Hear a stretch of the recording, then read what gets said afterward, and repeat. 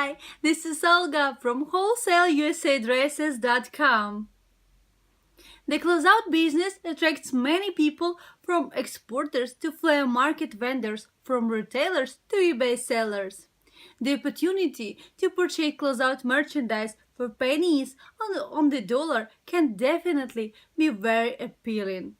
I have seen closeout deals where you can literally buy brand new merchandise for as low as 5% of the original retail price.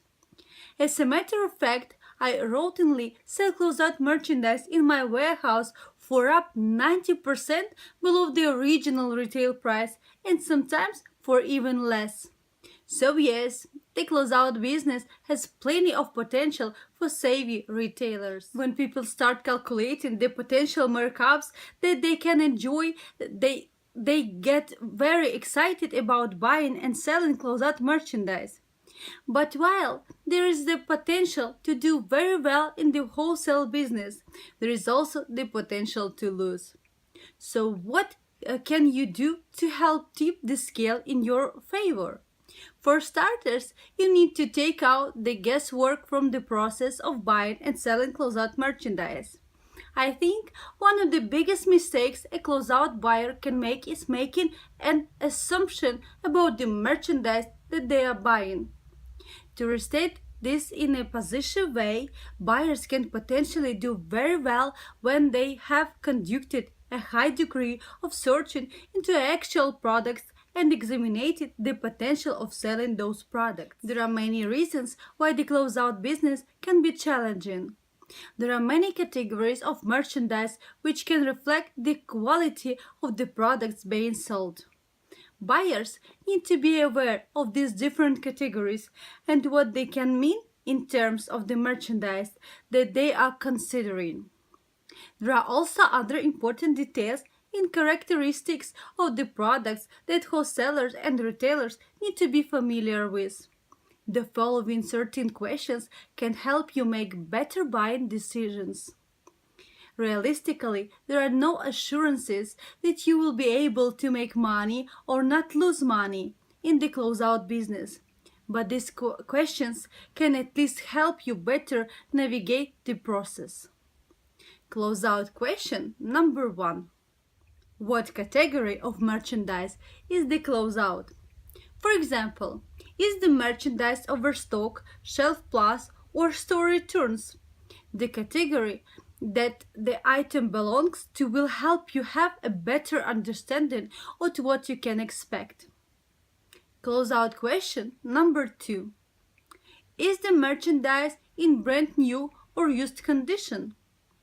This is really important because there is a very big business that involves used and slightly used merchandise. You want to make sure that you know what kind of merchandise you are buying. Closeout question number 3.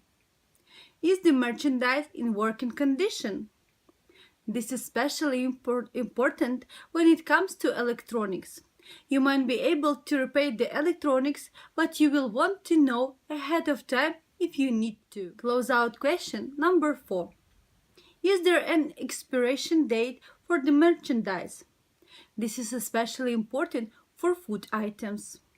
I have seen many closeout food deals where the food is being sold close to its expiration date. This is only a good deal if the food is fresh and you can resell it to your customers so that they can eat it before its expiration date. Closeout question number 5. Are there any restrictions on the sale of the closeout merchandise? You might come across a great deal on designer men's jeans. You want to make sure that the jeans can be sold through the retail or wholesale channels that you do business in. For example, if you sell on eBay, you will want to find out is there any restrictions on the sale of the closeout merchandise on eBay. Often, you will need to get this information from the sales channels in which you are selling through. Closeout question number 6. Is the merchandise authentic? This is really important question to ask. Is there any hesitancy on the part of the seller when you ask him this question? Then I would recommend staying away. Closeout question number 7. Will the seller provide you with an invoice? Legitimate sellers will be happy to give you an invoice or a receipt. Closeout question number 8. Does the seller have a return policy? While most closeout sales I have seen a financial sales, you need to ask the seller that you are dealing with what his policy is. Closeout question number 9. Where is the seller buying his closeout merchandise from? Legitimate sellers can tell you where they are buying their merchandise from. They have developed a relationship with their suppliers and are usually not concerned with the buyer circumventing them by going directly to the source. Even if the seller does not tell you exactly who he buys his merchandise from, he should be able to tell you what kind of a source he is dealing with. For example, the seller might tell you that he is purchasing the merchandise as overstock from a department store or as a closeout directly from the brand. Closeout question number 10. Have buyers been successful with the closeout merchandise that is for sale? For example, if you have a boutique in the Bahamas, you will want to know if other boutiques in the Bahamas or at least at the Caribbean have also purchased that closeout merchandise. This will help you make a better decision as to the potential of the merchandise. Closeout question number 11. Does the closeout seller have repeat buyers? This will give you an indication as to demand for the product that are being offered for sale. It will also indicate to you the level of service that the seller offers his customers. Closeout question number 12.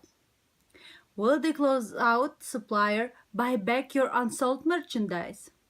It's good to know if you have the option of selling the merchandise back to your supplier in the event that you cannot sell it to your customers. Closeout question number 13. Why did the merchandise become a closeout?